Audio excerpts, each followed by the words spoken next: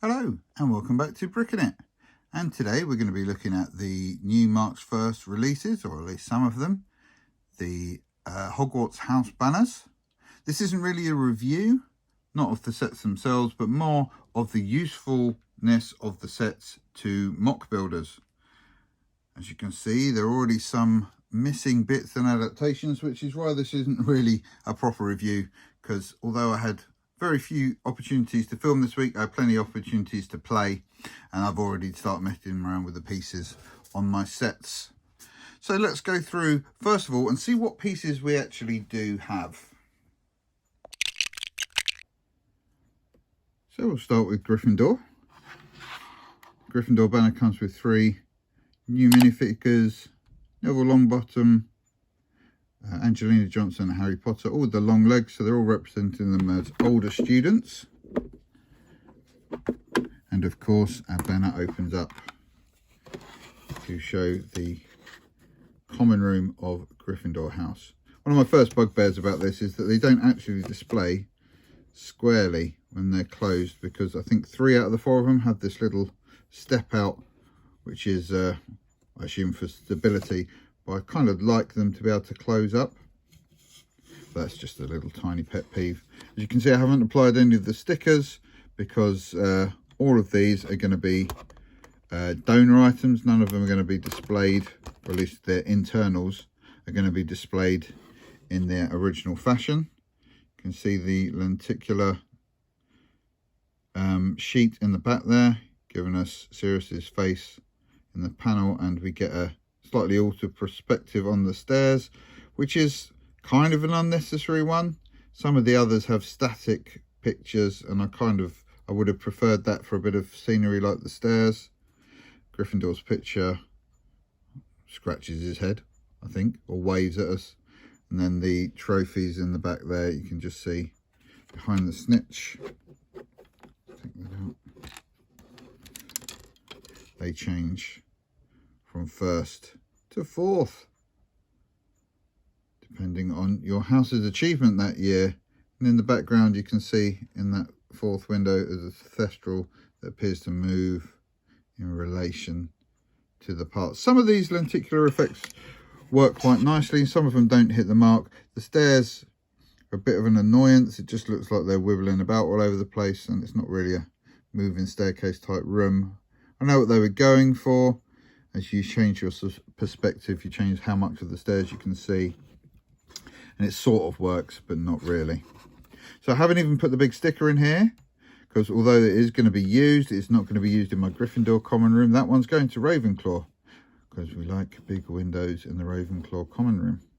So let's have a look at some of the parts then that come in this set, and how they are useful. This, of course, is a lenticular background. Not super useful in a MOC, and you do, rather oddly, get some different lenticular effects when it's not in the back of the banner. So this pixie pokes up out of the fire, and a snitch flaps its wings. You get bigger windows. So it is a useful thing of itself if you want to use it as a backdrop, possibly for photography. You need to pick your angle to get the best effect out of it, but just as a Lego style art piece, I suppose it does have some value, especially to MOC builders who aren't necessarily going to be using it in their MOCs. So that's the first new piece. The sticker sheet is of course new. The hangers on the top, we've seen those before, but I believe this is the first time in black, because Bricklink is telling me that is a new part. The most interesting is probably on the front here. So these half cut out 2x2s with the curly stickers allow you to make some nice new designs. I like the fact on each of these they've kind of tried to make these designs look like the emblem of the house a little bit. Here they've gone, you've got to imagine you're looking face on at a lion, so you've got the shaggy mane all around the edges. It would be if I hadn't stolen that piece for another MOC. But you get kind of a lion's face from Gryffindor, and on Slytherin you're looking at a kind of an asp, snake's head on. So there's the mouth or the chin of the snake with its tongue sticking out and kind of scaly, almost a basilisk looking fringe of spikes around the head of the snake. Hufflepuff, again, you're looking at a badger. So you've got that badger's ears, the tufted fur around its cheeks going down to its pointy little badger nose. And Ravenclaw is probably the most stylized because it's a closed pair of wings. So you've got the wings, imagine the body of the bird was here, coming off the shoulder and round to the termination of the wing down there. So we've got a pair of wings closed, almost if you're looking at the back of a bird, be that an eagle or a raven, depending on what you think the emblem should be. It's an eagle. So yes, we've got these new tile pieces after that little digression. They're quite nice, and as you can see, they do allow you to make some nice designs. And also with the quarter round pieces in there, you can actually fill that full 2x2 square and get some nice little designs. Foreshadowing. Also new in this set is this 3x3 tile in dark orange. So they use it for a table here. For me, that's way too big. I won't be using that as a table, but it may well find another use in future. Possibly as paving, possibly on the wall. Haven't decided yet, but it's a nice one to have in the inventory. Of course, a large lion crest on the front. That's a new piece. Again, the piece has been used elsewhere, but these printed pieces on the pearl gold, obviously exclusive to these sets, and actually quite nice on their own, or at least most of them are. I've never super been into the designs that Lego use on these house crests. The lion's nice. It's a pure heraldic beast, lion rampant, on a field of red and yellow. It's a really nice piece. But a lot of the other ones I find a little bit too comical, a bit cartoonish. There's plenty of other bits. Hinges here on the backs of these chairs. Okay. Get it off there. So these hinges with the rounded ends are brand new, at least brand new in bright red. So that's a new piece for this set. And also these pieces themselves, 2x4 inverted tiles, again new in bright red. And these are definitely going to find a use in different MOCs elsewhere. There's also these in brown, and they're brand new as well, and they are used on this side just here. And again, the inverted 2x4 in that reddish brown is a new piece. And I believe that does it, barring the minifigures, for the new parts in Gryffindor. Let's look at Slytherin next. So looking now at Slytherin, again 3 new minifigures, all long-legged: Draco, Blaze Zabini and Pansy Parkinson. I do like that we're getting cardigans for each house. Makes a nice bit of variety for those of us really trying to populate our MOCs with lots of students. The jumper's same as it ever was. Again, they changed all of our Quidditch legs to tan. So each of the 4 teams represented are all now in tan legs, whereas previously they were in white. So those of us who are team building have some decisions to make between our old style and new style teams. Blaze, his skin tones are in the new medium brown, which is a nice colour for skin tones, and I would love to see it used on some bricks as well, but it's not one we get very often. Sorry, Blaze. Let's just move our minifigs to the side. Looking at our front again with that horned serpent design behind the house badge. The Slytherin, again, one of the ones I find a little cartoony. It's not the best. It's a bit more like a very basic illustration. I would have thought it would be a little more heraldic, but that's what they've gone with, so that's what we're stuck with. We again get our cutout tiles, 4 of these on the Slytherin one, and on the inside we actually get a common room that closes square, And it was seeing the Slytherin one do this that really made me wish the other ones did as well. Because once you get it into a shape that your brain recognises as a room, as a Lego room, it feels more like a complete set. It feels more real. You get that slight claustrophobia of an enclosed underground space. And it just feels a bit more legitimate. You know, this really does feel like a stage set. It just doesn't give you that sense of being in the place that it's supposed to represent. The doorway's a little lackluster, which is a shame. A little bit of furniture. But again, not really a review of the sets. We are going to be looking at the parts breakdown. So let's see what new pieces we've got. We've gone through the new cutouts. Again, lenticular background. Tom Riddle was here. For someone trying to get rid of that name, he didn't have bandy it about. He's graffitied the common room and the potions class. But still, a bit of Tom Riddle graffiti. Slytherin feels grumpy until he gets a hug from his snake. So lovely. Up at the top here, we've got the basilisk sneaking by. Rippling curtains. The underground or the underwater scene of the lake is quite nice. It's not quite as smooth as the Thestral moving by. You don't quite get that feeling of a perspective shift so much as you do the rock is moving at you for some reason, and the fish go backwards with the rock instead of staying where they are or move forward. It's unusual. Anyway, this is our graffiti ridden backdrop for Slytherin. Quite nice. Again, massive in scale, completely out of scale with the minifigures. You know, these books are the size of the figures.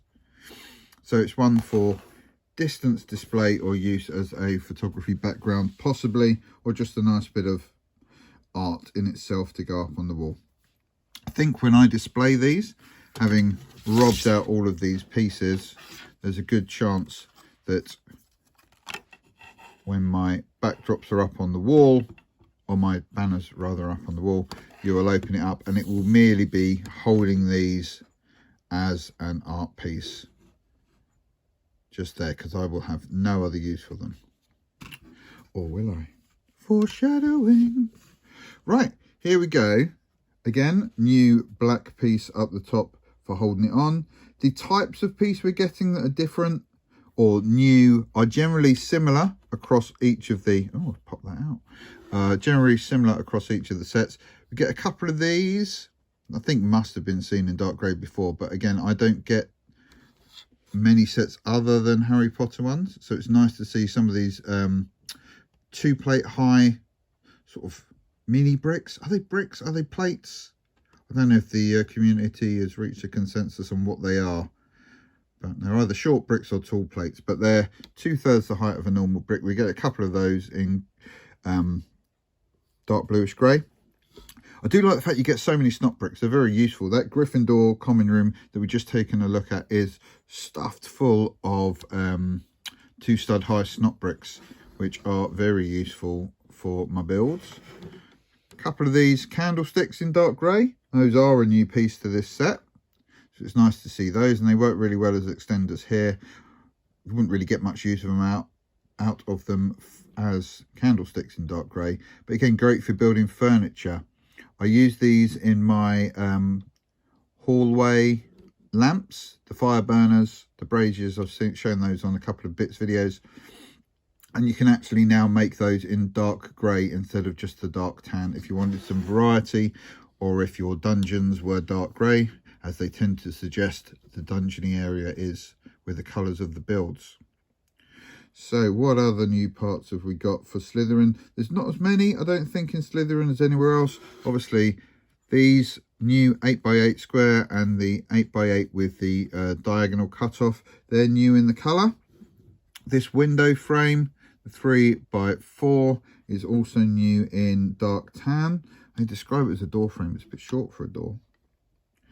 And inverted dark tan 2x2s are apparently new, although it doesn't feel right, but apparently they're new, as are the dark tan 2x4 inverted plates tiles there as well. Of course, the other new one is our big silly snake on the front. And I think that's all of the new bricks for Slytherin. Yep, we covered that one. Similar, the hinge bricks in the brown, they've got those in there, as well as the plates. And then, of course, our new minifigs are also exclusive to this set. So that's Slytherin. And let's move on now to Ravenclaw. So here on the Ravenclaw banner, we are missing a figure already, Luna Lovegood. Her body has been donated to MOC Science, and she's already been removed to take her place as a different character in a different MOC. I just needed the Ravenclaw robes. Cho has also had a hand swap. She comes with the new light nougat. Well, no, that's not the right colour. Hang on a moment. Let's work this out. So the colour is medium tan, according to Bricklink. But as Lego have never called this tan, they've always called it sand yellow. And, no, my mistake, brick yellow. And dark tan is known as sand yellow. I don't know what colour this is going to be on Lego.com, what they're going to call this colour. But it's medium tan as far as Bricklink is concerned. So she had the medium tan hands, but now I've replaced them with the brown, because I also got some of the Quidditch poly bag, which I'll look at separately for team building my Ravenclaw team. And I needed the hands from this model to go with the body of Luna to add to my Black Lake MOC. Again, something new to see in the future. Michael Corner's brand new. Another new design of the cardigan, this time fully open. We got that nice silver on the tile and our pixie. And let's go through our parts list and see what we've got. So on the front, we've got some of those curves in grey. Not as many, just the two for Ravenclaw. But added to the ones on Slytherin, I think I've got half a dozen of those now. And on opening up, again, Ravenclaw doesn't shut square. So we get that large, wide open. Although it's supposed to be a round tower, so fair enough. Maybe it doesn't need to shut square. Let's have a look at our lenticular sheet for Ravenclaw. Again, a really nice looking picture. Really gives that open, airy feel for Ravenclaw. We've got our notice board hidden behind curtains, because why would you want to know what the notices were? Get those unsightly things out of the way. The fire gently flickers, which is quite nice. Rowena Ravenclaw. Again, she wibbles from side to side, but doesn't actually move. So it's a weird one. You don't really need that perspective change. She could have been left staying in place, just like, see, the lattices on the window don't move when you change perspective, but the clouds behind do. They gently drift across the sky. See, that's a much nicer one. And then, of course, you get to the extreme end and they'll just pop back. They kind of move as you rotate the lenticular sheet. Similarly with the flame on the book up the top here, that gently flickers and moves as you rotate. And we've got more books the size of minifigures. Now, this is unusual, this weird thing. I'll see if I can find a picture and I'll throw it up for you to have a look at. But this crystal ball on an elephant stand is actually on Dumbledore's desk in the movies, and they've relocated it to the Ravenclaw common room. I mean, fair enough. Got a bit of detail, but anyway, rambling. That's our Ravenclaw lenticular backdrop. Let's get back to the parts. Now, obviously, with all of these sets, the stickers are also new, but I've already filed those away for use, funnily enough, on other MOCs. Who could have guessed? So, our black hanger, again, one of those new parts. Dark blue 8x8s are apparently a new part that we've not had before. So it's nice to see some new plates in darker colours. And of course our Raven. Why? Why a Raven? Why? It's supposed to be an eagle in bronze. And it's always a Raven and silver or grey. Anyway, it's just me, book nerd alert. Let's have a look on the inside, see what we've got in here. Not many more new plates. Obviously, we're going to get those hinges again in the reddish brown, and also the inverted 2x4. So we've got a good number of these now, because you get 4 in Ravenclaw, I think 2 in Slytherin, and then we've got 4 of the red ones in Gryffindor. So we get a good number of these inverted plates, and also a little 2x2 one in there. Now, lots of people won't be excited about this as I am, but they're very useful for my Moments book covers, which has kind of almost become a bit of a fetish at this point. Everything seems to need to go in a book cover. But again, that's just me. I like these big globe lights, they're quite nice. And again, it's much more interesting with the stickers on, which will be bookcases and those Hogwarts Moments book spines. We also get the only Hogwarts Moments book cover on one of these stickers. And I'd just like to talk about those stickers, if you'll indulge me for a moment. So I am going to drop briefly into whiny Lego YouTuber mode, because we all seem very self-entitled and we always complain about what's not in a thing as if it was anyway in our control. But I'm going to talk about these Hogwarts Moments book spines. So we've got 1, 2 spines, 3, 4 spines, 5, which is the cover, and the 6th one is integrated into a bookshelf. Why? Why would you do this? We could have had, across the selection of 4 sticker sheets, all 6 volumes of the Hogwarts Moments books that can be displayed unusually on the side of a 1x2 brick. We could add a full bookshelf of all of these volumes. Obviously we wouldn't get the spine of the black one, but that can sit on the shelf nicely. And then they stick Professor Sprout on a shelf here with some other things in a remember all. We don't get to have the full collection as separate items, which is a real shame. It is a real shame. I mean, again, it's one of those first world problems. Why am I complaining? It's just a sticker on a sheet, and most people would complain about the fact they've got stickers at all instead of printed parts. But I just think that was a missed opportunity. Anyway, back to Ravenclaw. So as far as new parts though, we don't get many. There are those 2 black 1x2s on their side where those 2 Hogwarts Moments books will go. Quite like Ravenclaw. It's got the bright airy feel. You've got these 4 massive windows. That one appears to be behind a bookshelf. And it really feels like the open, airy, lofty Ravenclaw common room. And then you put this in like that. We still kind of get that feel. It feels a bit weird with the statue being behind the windowsill. You sort of lose that feeling of that being part of the room or that being a window frame in your wall, which kind of breaks the illusion of all of it. Again, super critical for no real reason. It's just, why we have a moan, that's what we do. That's what YouTube's for, having a moan.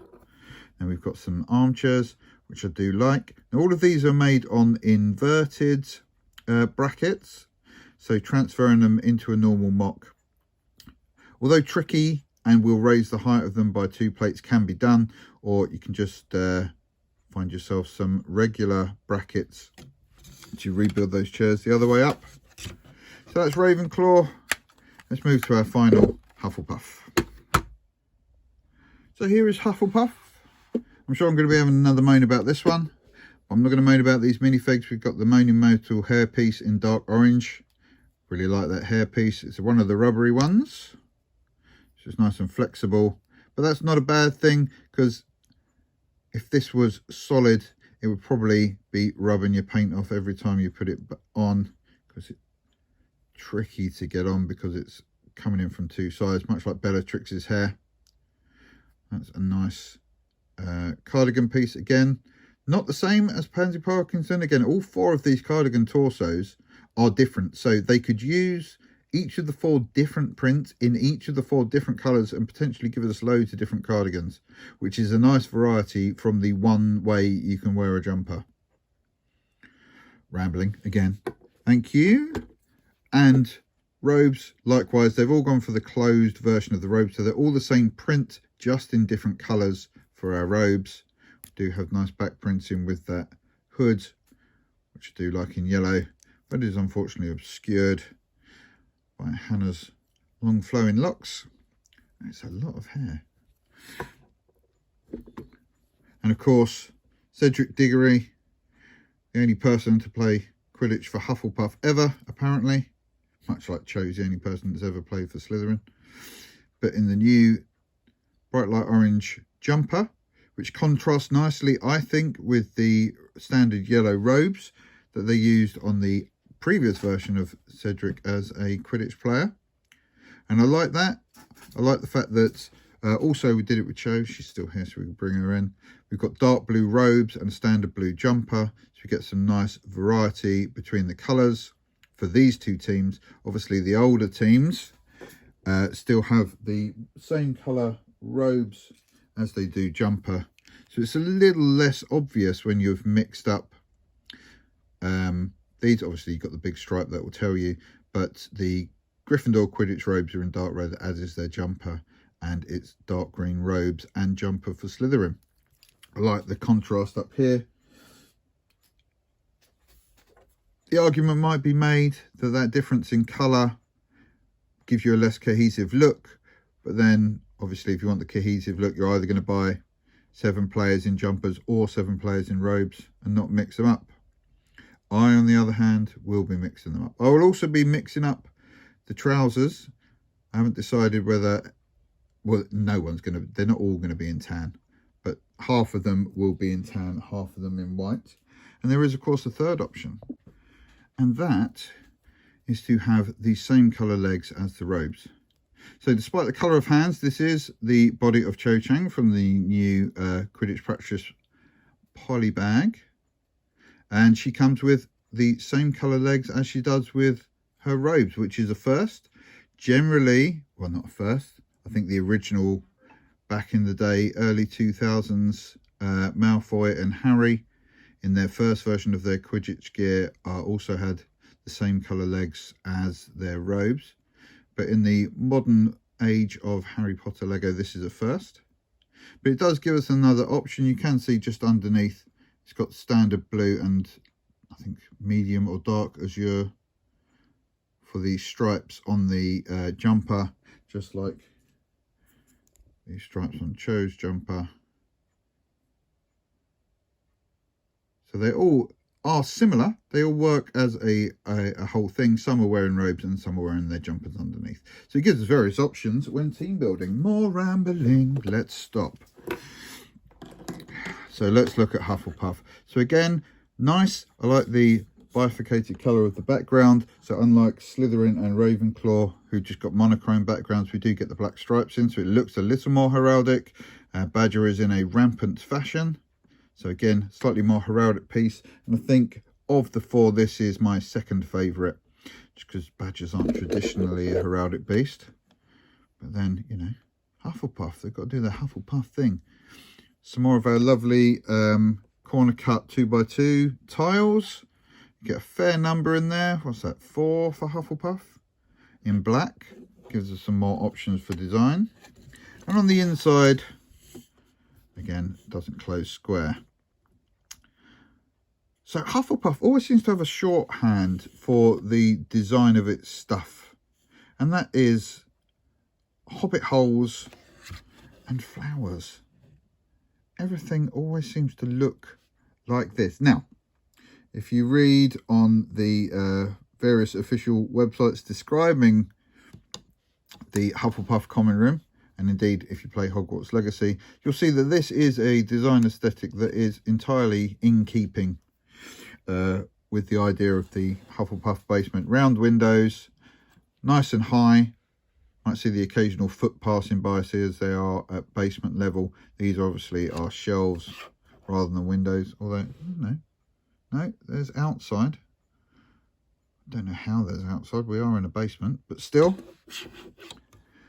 you've got these high windows, round. These are barrel head stickers go on here, so we get a nod to the barrels that form the door, although why they're not in a pile over here, I don't understand. Some nice new pieces, but loads of flowers. It's all like, yeah, Madam Sprout's in charge of Hogwarts. Clearly, it's all about flowers. Yeah, just like there's people being transfigured all the time in the Gryffindor common room, and Slytherin's is full of potions. Again, moan, rant, but I do like it. As a design aesthetic that I completely moan about all the time, it's probably my favourite common room, I think. It might just be all this really warm light bright orange of the background. I just really like the coziness of it, even though it doesn't close square. So new pieces, a bracket yet again. As I mentioned, cutouts on the back. Apparently this is new, this kind of beanstalk piece, possibly only new in bright green as opposed to anything else, but this is like the same sort of affixment as the candlesticks. You've got a bendy candle with leaves or a beanstalk. Also our plant holder in this case, which is can also be a plant piece in itself in dark green, is a new piece. Most interesting to me are these little decorative finials in dark orange now. A new colour for this piece, which I like. Again, quite a few, not as many in Hufflepuff, really. Not quite as many of the, find a word, use it, snot bricks. It's very few snot bricks compared to the others. Got a few holding things up, but very, very few compared to the others. On our table here, which is wedged, good friction hold on that, so covered in cakes. Again, these wedge plates here, new in dark orange. These tables can be a nightmare to get apart. You stacks 2 discs on top of each other. Anyway, as far as inverted plates, we've got these tan 2x2s, and of course we're looking down here in the corner, we've got our hinges and our 2x4. This green, again in the standard green, apparently is new for this piece.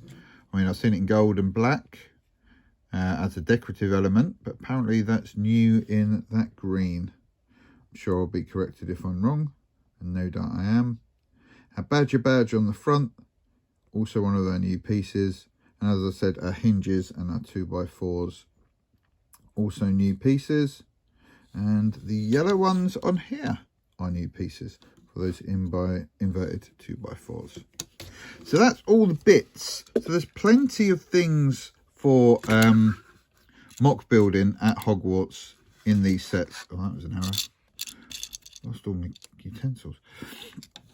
The plates themselves aren't a huge amount of use as other things, but do mean that you're more likely to keep your banner intact and display it as a banner. Oh, we didn't look at the lenticular piece, did we, for Hufflepuff? Here we go, straight into a hobbit hole. So again, a nice display, completely out of scale with the miniatures, or the minifigs rather. Look, I've got nifflers the size of minifigs on here, randomly appearing, robbing money out of a barrel. That's the way apparently Hufflepuffs keep their coinage. Helga very pleased to have her little badger cup. Again, these aren't really moving, but they do move against the background. You can sort of see the jar on the shelf just disappear, just move, and you get a nice perspective shift. And if you go too far, the jar will just jump across to the other side. Same with our bag. Done better here than it was with the steps in Gryffindor.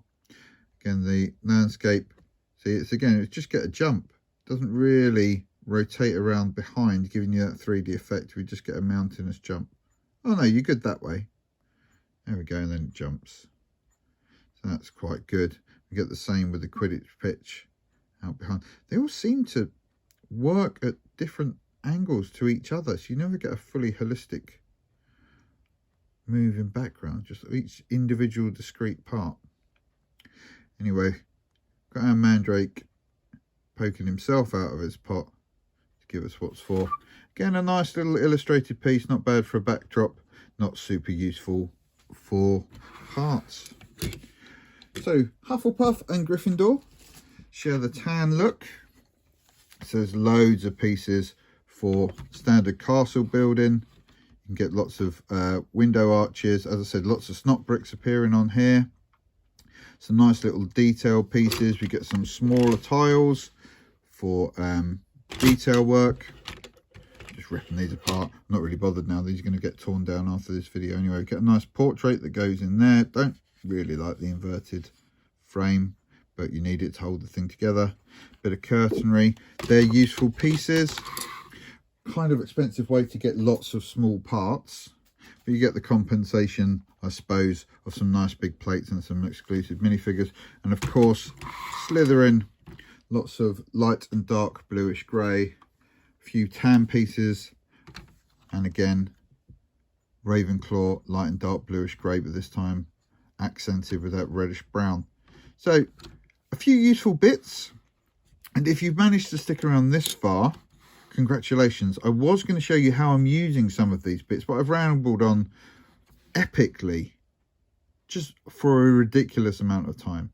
So much so it's going to be almost impossible to edit down to a shorter time. But I'm going to separate into a separate video what I'm doing and why the Gryffindor set has some weird stickers plastered all over it. So if you've enjoyed this video, please do leave us a like, share to help with our algorithm, and if you'd like to see more Hogwarts MOC videos, then please subscribe to Bricking It. Bye bye.